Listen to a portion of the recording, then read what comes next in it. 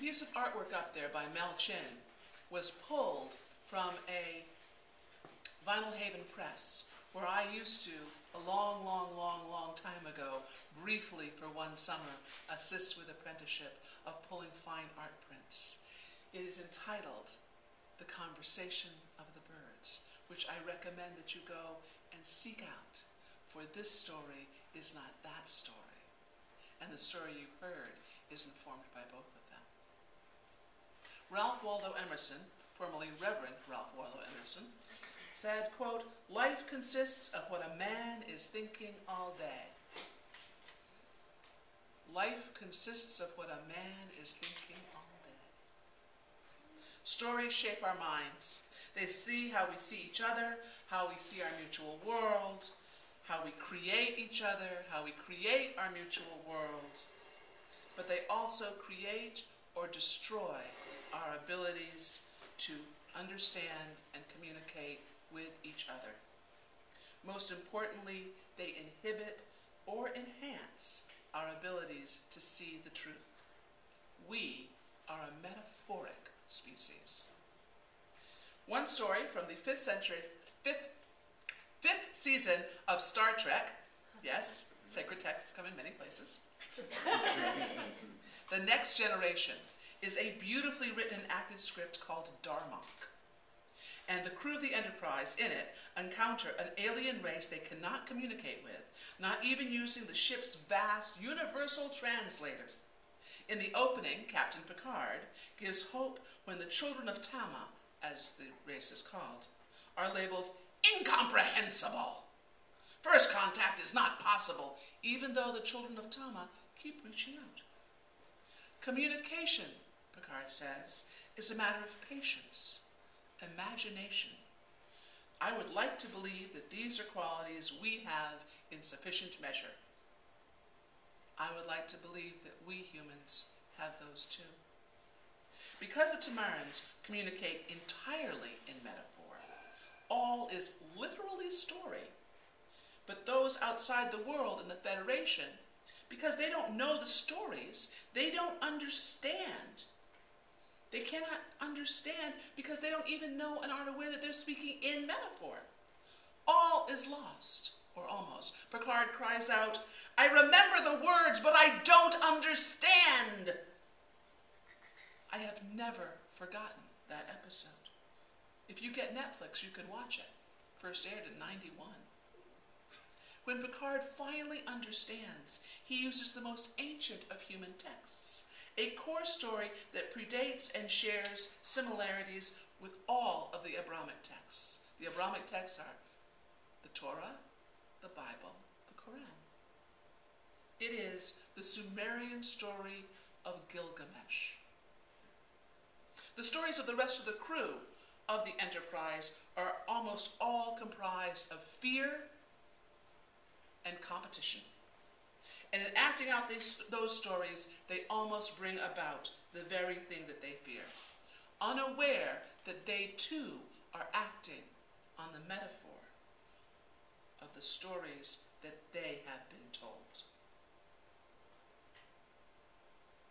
James Geary, in his excellent book, I and Other, writes, "Metaphorical thinking, our instinct not just for describing, but for comprehending one thing in terms of another, for equating I with another, shapes our view of the world and is essential to how we communicate, learn, discover, and invent. Metaphor is a way of thought way before it is a way with words." Sorry. But what happens when we fail to see our world as metaphor? And what happens when we confuse metaphor with perception of the facts? For example, the world was made in 7 days. On the seventh day we rest. Made in the image of God, we rested on the seventh day after creation. This has led to everything from blue laws to climate change deniers. But the truth of this metaphor has nothing to do with 24 hours, 7 times equals 1 week. It has many truths. That's how stories work through us. And one of the primary core of that story is that creation is cyclical. It's to remind us that over and over and over again, we are going to do things and need to rest. Things will happen and we need to rest. The consistency is change and restoration, even if we're God. Yes, you do need a day off. For me, there is perhaps no more dangerous metaphor at work in our world today than that of God our Father. Many do not see it as a metaphor. Many do not hear that as a metaphor anymore. They hear it as a fact.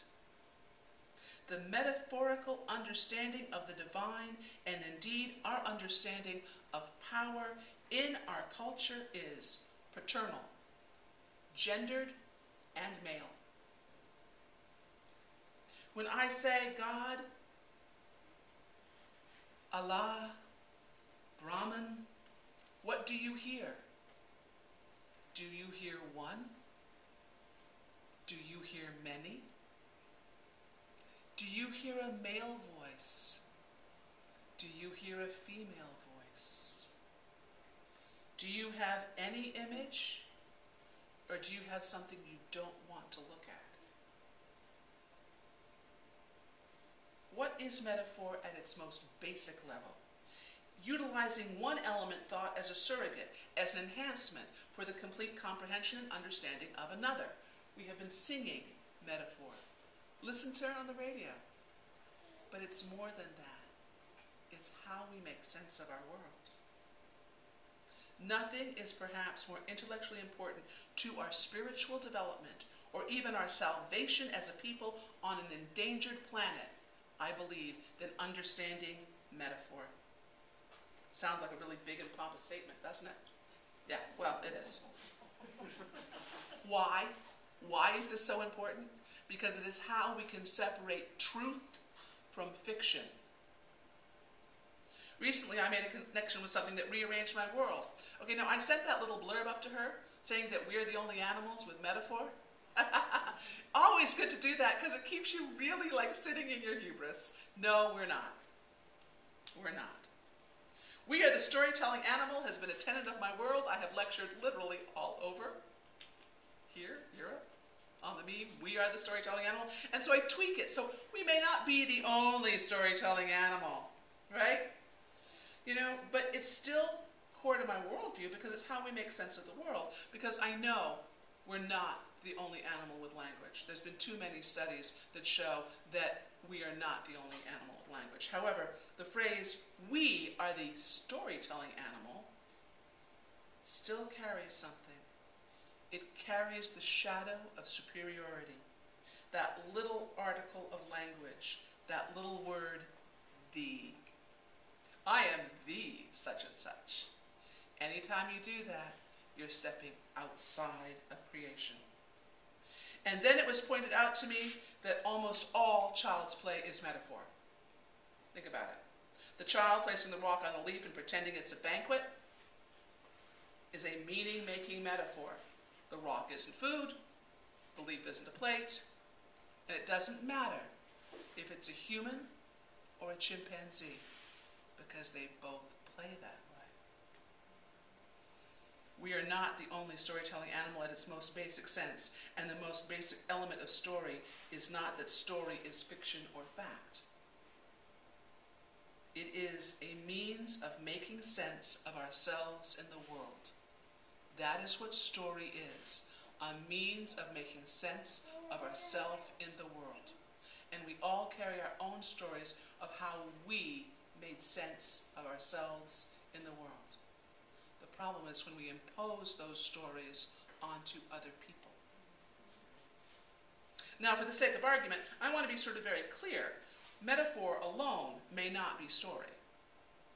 It is the very core of what creates story. Thus, you can have metaphor without story, but you can't have story without metaphor. I mean, bonobos, one of the great primates next in line, chimpanzees are our closest cousins on that tree of evolution. We know that they speak because we have trained them to and watched them. They learn on keyboards and they communicate. But this was what blew my mind. Not only in training session keyboards, which is a controlled environment,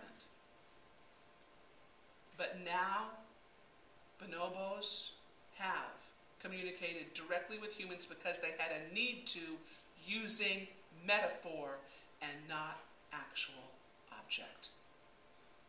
How did they do it? They used a pear to symbolize someone whose name was Pear. Yeah. So, we are in a constant bath of metaphor and story. We're in a constant soup of who are we? What do all stories have in common? A teller and a listener. You want another definition of story? Someone's listening, someone's talking. Somehow, with their hands, with their words, with their eyes.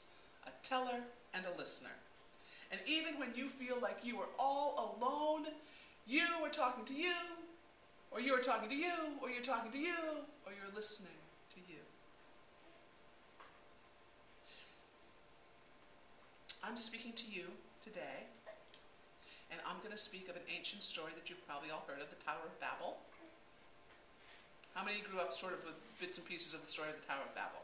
Yeah. Some of you are going, yes, some of you going, I wish I did, no. Right. It's really brief. I'm going to read it in its entirety, okay? It's in Genesis. Now the whole world had one language and one common speech. As people moved eastward, they found a plain in the Shinar and settled there. They said to each other, come, let's make bricks and bake them thoroughly. They used bricks instead of stone and tar instead of mortar. And they said, come, let us build ourselves a city and a tower whose top is in the heavens. Let us make a name for ourselves, lest we be scattered abroad over the face of the whole earth. But the Lord came down to see the city and the tower which the sons of men had built. And the Lord said, indeed, the people are one, and they have one language, and this is what they begin to do. Now nothing they propose to do will be withheld from them. Now nothing that they propose to do will be withheld from them. Come, let us go down there and confuse their language, that they may not understand one another's speech. So the Lord scattered them abroad from here and there all over the face of the earth, and they ceased building the city. Therefore it is called Babel, because the Lord confused the language of all the earth, and from there the Lord scattered them abroad over the face of all the earth. Genesis 11, 4 through 10. Wow. That Lord? Our Father? What sort of an awful father would do such a thing? Your kids are playing nice, making a name for themselves, coming up to see you. And suddenly you decide to create chaos and discord? Really? What was your childhood like, God? Issues? Perhaps these are the wrong questions to ask. Somewhere there's somebody in some seminary that I attended once going, Modern scholarship, however, often views, modern group scholarship, the narrative of the Tower of Babel is an etymological or explanation of phenomenon. Etiologies are narratives that explain the origin of a custom, ritual, geographic feature, name, or other phenomenon. Good. Okay, accurate. The story of the Tower of Babel explains the origins of the multiplicity of languages. Okay. God was concerned that humans had blasphemed by building the tower to avoid a second flood, so God brought into the existence multiple languages. Thus humans were divided into linguistic groups, unable to understand one another. That last bit, we're no longer in etiology. We're in interpretation. That is somebody telling me the story of that story. Much of what is taught of the story of the Bible is stories made to make sense of the story of the Bible. It might be useful, might not be. Consider Mary Magdalene. For hundreds of years, a prostitute. Oh wait, No, she's not. But as for truth, stories don't work that way. Ask yourself this when you listen to a story.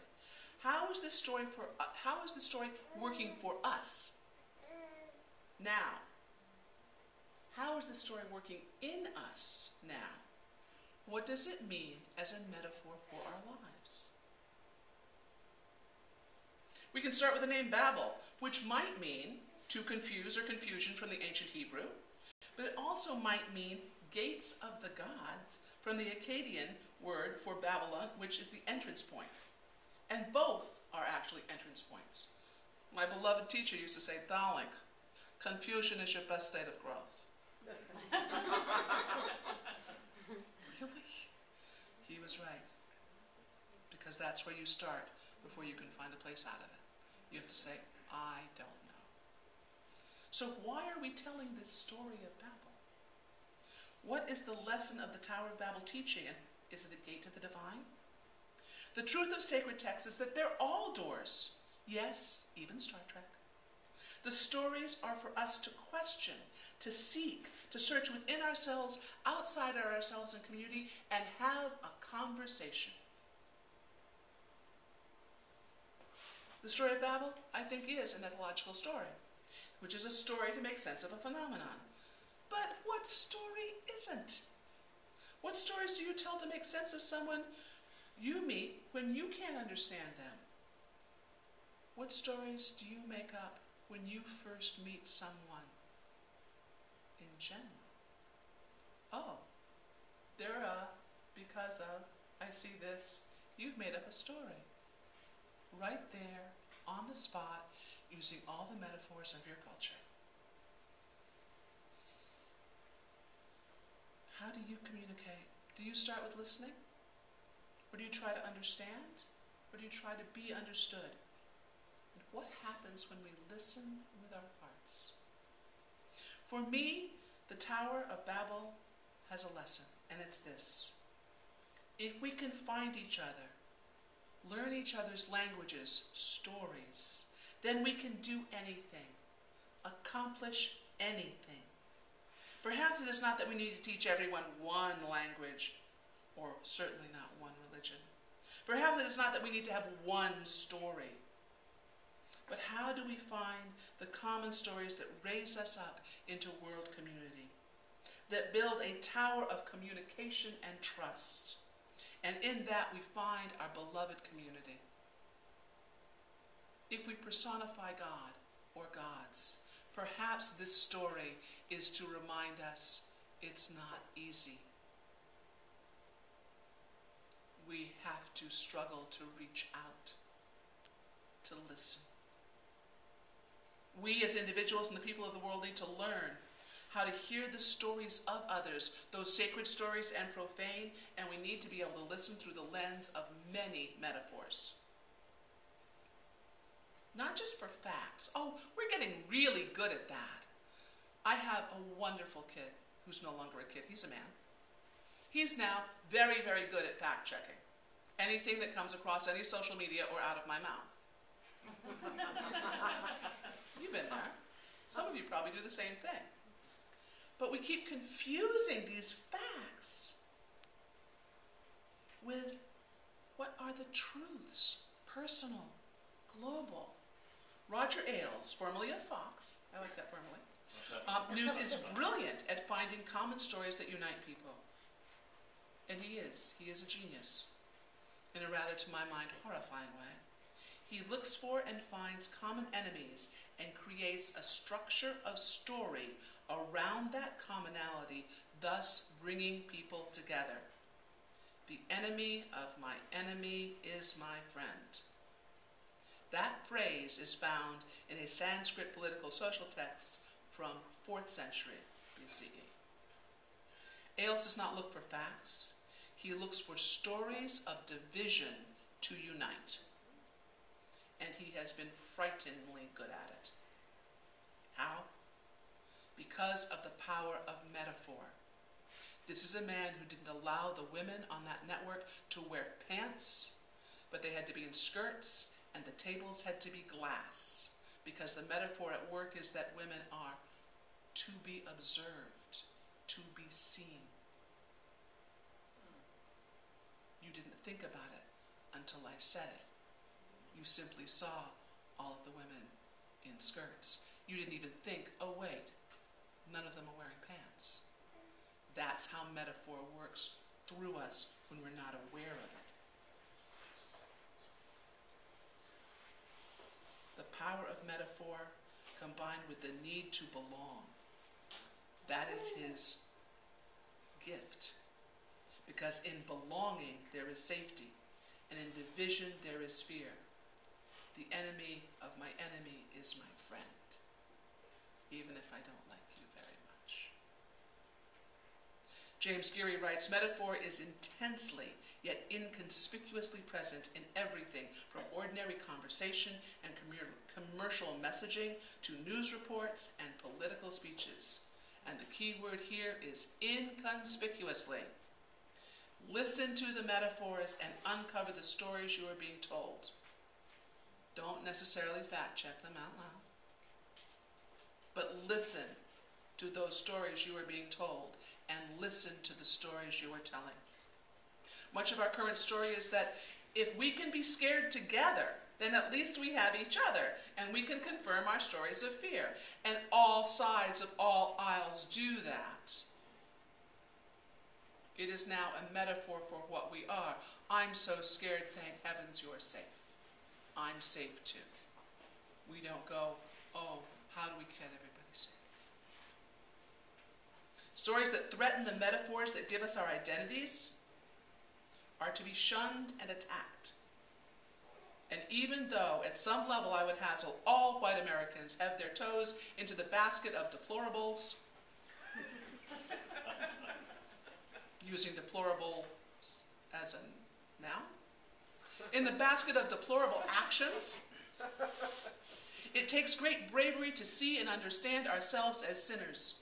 Meaning that as sinners we miss the mark. That is all that word means. There is not shame in not getting the A on the test because you don't have the information. It simply means you missed the mark. You have to study harder. That's what it means. It means that we are racist, sexist, and xenophobic. And we engage in spiritual bypass either by dogma and creeds or by avoidance and denial. And it doesn't do any good to sit there and say, oh, you know, I only do it a little bit. It's only my big left toe that's in the basket of deplorable. Okay, it's a little slimy. I should take it out. It's important. Because the core story of all peoples is we are good. That's the core story of all peoples. And if you go out and look etymology, at what are the first names that people give themselves, the first name that people give themselves is always we're people. It's not, oh, we're the other people. Other people do that. The children of Tama were given that name by others. They didn't call themselves the children of Tama. They called themselves themselves. We're the people. There is no other. We are good. God loves us has turned into God loves us. Same wording, different metaphor underneath. And like the split I had when I first discovered we were not the only storytelling animal, I had not been fully aware that I was falling into the old story of we're not animals. Because that's a meme that we have. We're not animals, we're humans. The human-animal bond. We don't call it an interspecies bond. We do all of the, that's a little story.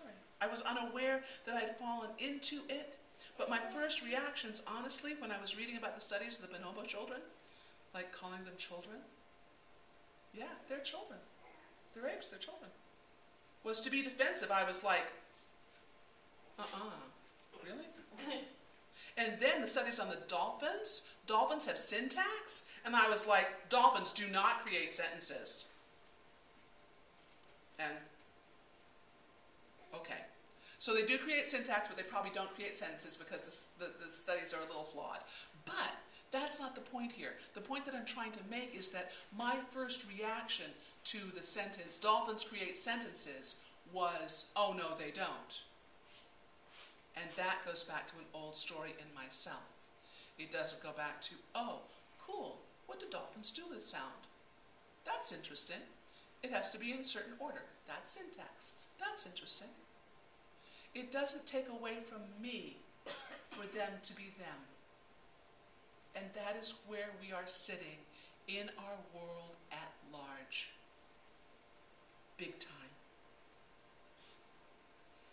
The story that I am special, that humans are special, puts into relief that everything is special, and if everything is special, then nothing is special. And all of what I've been saying is the devil's playground. Because we hide in the shadow. And what is the devil? That ego that says, oh, yeah, you and nobody else. And what is God? You and nobody else. The Dhammapada says, your worst enemy cannot harm you as much as your own thoughts, unguarded. But once mastered, no one can help you as much. Your worst enemy cannot harm you as much as your own thoughts, unguarded. Once mastered, no one can help you as much. Don't let other people give you their metaphors. Find your own. To change our thoughts, we have to change our story. There is a better, harder story that we're evolving into. It's the story of both and in the metaphor that we're all part of God, together we are God, and God is greater than the sum of all of us. It's a bigger story than we're used to, because there are no enemies. That's hard, because we've grown up with the story of there are enemies.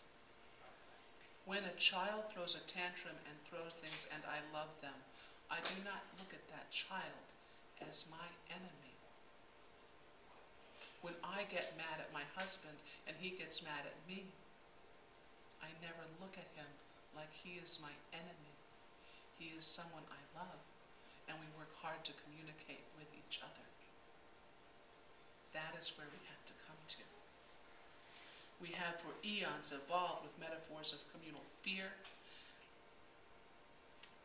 Those have created horrific stories of our past. It is time now to start evolving communal stories of love and live them. Simile, God loves you. Trust in metaphor.